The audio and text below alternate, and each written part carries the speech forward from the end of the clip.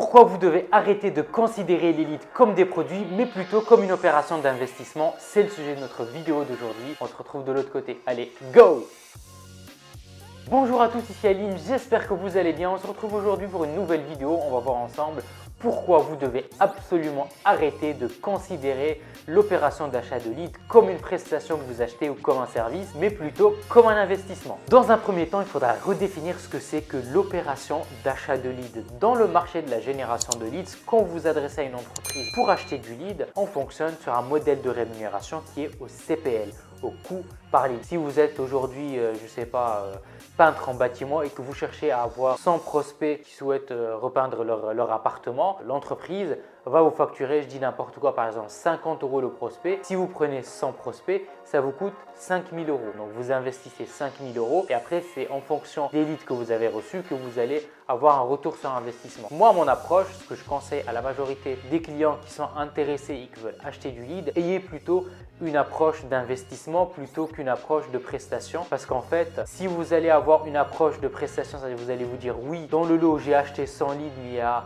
10 faux numéros, il y a, je sais pas, il y a combien de NRP, etc. Il ne faut pas vous arrêter au détail près. Regardez dans un premier temps le retour sur investissement que vous allez avoir avant de juger la qualité. Parce que vous pouvez avoir du très bon lead, mais derrière, quelqu'un qui est très réceptif, au bout de 2 jours, en fait, il vous dit non, finalement, j'ai changé d'avis parce que ma femme, parce que j'ai des problèmes personnels. C'est pas dépendant du fournisseur de lead, ça. C'est un problème, en fait, au niveau du prospect. Ou quelqu'un qui a déjà fait une demande, vous l'avez au téléphone, et vous dit non, j'ai jamais fait de demande, c'est pas moi, alors que vous avez le bon nom, l'email, le numéro de téléphone, etc.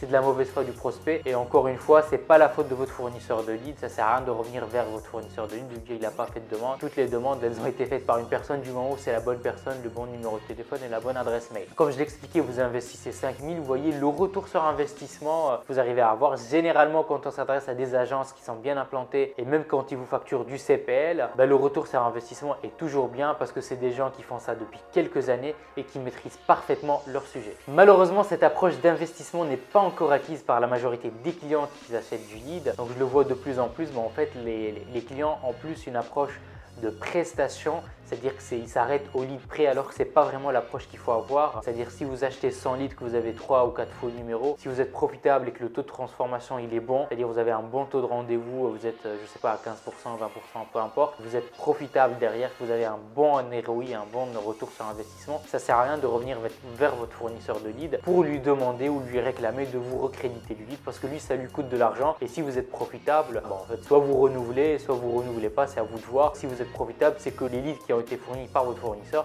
sont très bons. C'est encore mieux parce que vous allez pouvoir collaborer sur du long terme. Il faut plutôt avoir une approche d'investissement où vous dites voilà, ça vous a coûté, je sais pas, 10 000 €. Qu'est-ce que ça vous a rapporté derrière? Voir le retour sur investissement. Je vais vous donner un petit exemple où on va prendre deux profils de clients différents. Le premier aura une approche où il est très méticuleux, il va regarder lead par lead. Et le deuxième, il aura une approche du client qui pense plutôt à l'investissement qu'il a mis et il regardera plutôt le retour sur investissement. Le premier client qui est méticuleux, qui va regarder au détail près, donc ce qu'il va faire, donc il a acheté 100 leads. Sur les 100 leads, il a fait un taux de transformation de 15%. Ça lui fait 15 rendez-vous. Dans l'ensemble, sur le traitement de tous les leads, il a eu à peu près 7 faux numéros, 10 NRP, quelques numéros non attribués et deux doublants. Ce client-là, donc on considère qu'il a fait un taux de transformation donc en rendez-vous qui est très correct. Ce qu'il va faire, c'est qu'il va recontacter l'agence, il va leur demander le taux de dévalidation, c'est-à-dire s'il y a un taux de dévalidation, généralement c'est un accord qui est mis au début, généralement il est entre 5 et 10%. Il va leur demander de recréditer les leads. Moi personnellement, je ne suis pas d'accord sur cette approche.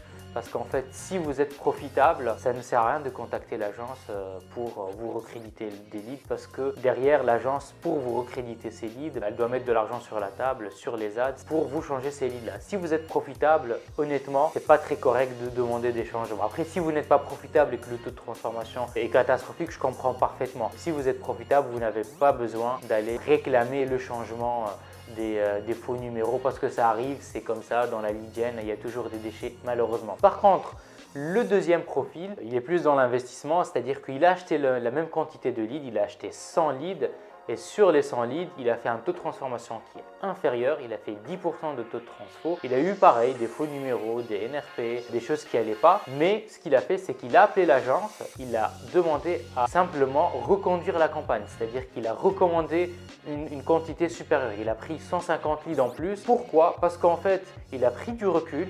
Il a vu qu'en fait, il était profitable et qu'il n'avait pas besoin de rentrer dans le détail pour changer les faux numéros, etc. Tant qu'il est profitable, il était très bien. Donc ça, c'est plutôt le profil d'une personne qui a l'habitude d'acheter du lead et qui sait à peu près comment ça fonctionne et qu'il n'y a pas 80% ou 100% de réussite. Mais il préfère avoir une collaboration sur du long terme, donc une collaboration long-termiste avec l'agence. C'est pour ça qu'il les appelle. Il ne dit pas qu'il a eu des faux numéros, il sait que ça fait partie du jeu. Mais par contre, il souhaite reconduire la campagne parce qu'il sait que là, il a mis 4000 €, ça lui a rapporté tant, il va remettre plus. L'opération d'achat de lead, il faut savoir, c'est comme quand vous investissez dans une boîte ou dans un produit. Ça peut très bien marcher, comme moyennement, comme pas du tout. Il y a aussi une gestion de risque, pas du tout, non, c'est rare. Parce que quand même, quand on fait ça depuis des années, on a la possibilité de savoir, on a un taux de transformation. On sait très bien que sur 100 leads, le client peut avoir un taux de rendez-vous de temps et il y a un taux de vente derrière qu'on peut communiquer. Mais par contre, il ne faut pas oublier que ça reste de l'investissement. Donc, vous investissez de l'argent et en fait, vous avez un retour sur investissement. Et généralement, en fait, le retour sur investissement, il est toujours très acceptable parce que la majorité des clients avec qui on travaille et même les autres agences, ils sont profitables. Donc, du coup, voyez plutôt ça comme un investissement plutôt que au lead près. Regardez, oui, il y a un faux numéro. Moi, il y a pas mal de clients qui me contactent, me disent oui, on a acheté chez X et Y, on a été déçus parce qu'il y a eu beaucoup de faux numéros. Je leur pose toujours la question, est-ce que le taux de rendez-vous, il était bien? C'est quoi le taux de rendez-vous que vous avez eu? Ils me disent oui, on a fait 15%. Moi, personnellement, quand j'ai un client en ligne qui me dit ça, en fait, j'évite de travailler avec lui parce que je sais très bien que j'aime pas du tout. Dans la lead gen, si vous êtes méticuleux, il ne faut pas aller dans la lead gen, il ne faut pas acheter de lead en fait. Achetez du rendez-vous, achetez des contrats, achetez ce que vous voulez, mais n'achetez pas de lead parce qu'on n'a pas du tout de contrôle sur tout le funnel. C'est-à-dire quand vous achetez du lead chez un fournisseur, vous ne pouvez pas savoir, comme vous pouvez avoir une pépite, comme vous pouvez avoir un mec qui n'est pas du tout intéressé, comme vous pouvez avoir un mec qui est intéressé, mais le lendemain il vous dit non, je suis plus intéressé, laissez-moi tranquille. Donc c'est comme ça reste de la prospection téléphonique, même si le lead il est ultra qualifié. Donc vous appelez une personne pour répondre à une problématique, mais c'est quand même de la prospection téléphonique.